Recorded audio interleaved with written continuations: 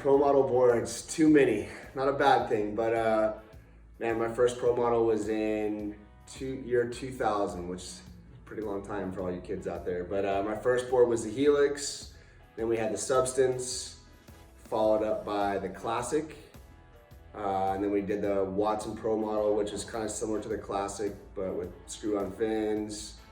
And then we had the Hybrid, which is the first park board. And then my final board that we've had would be the Dose. So 7 different boards, but the Classic's still going, came out in 2006, and here we are in 2000, going into 2020, and they still have in the line, so you.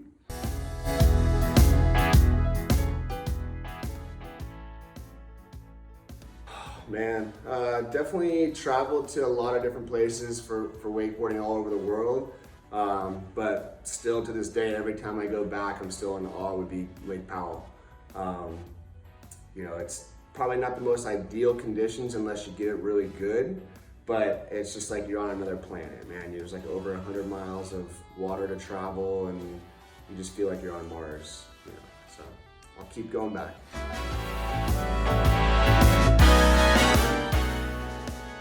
Man, I love both the East Coast and the West Coast. Obviously, I grew up in Florida.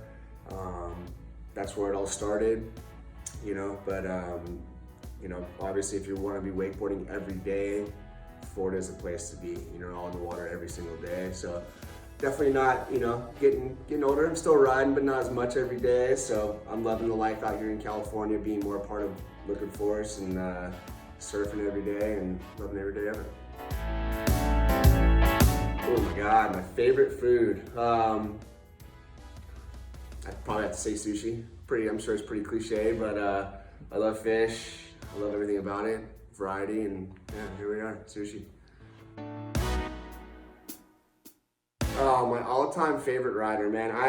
You know, obviously been wakeboarding for a long time, and I know it's probably one of the people that it's a pretty common name, but when I was a young kid, just watching wakeboarding come up, I always admired Scott Byerly.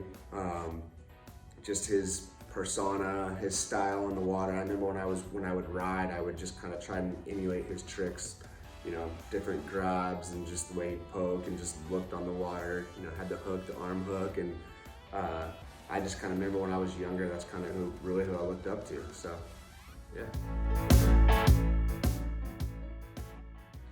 The craziest story that I've had involving wakeboarding, I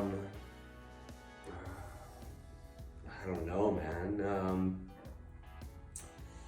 Definitely a lot of crazy stories along the way. I mean, obviously you could imagine injuries is probably one of the craziest. I mean, I've, you know, done a lot of injuries, blown both my knees out and things like that, which obviously suck, but probably one of the craziest is when I was doing a rewind and dislocated my shoulder.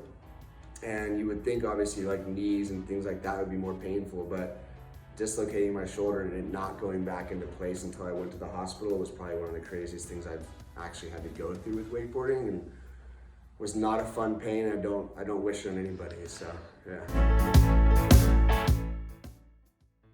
Man, there's a lot to remember. Some really good times. We need to bring it back, but definitely probably the craziest story I can think of is after Brostock, heading back, you know, we had the 2 houseboats. We'd tie up the wakeboard boats behind the actual houseboats, and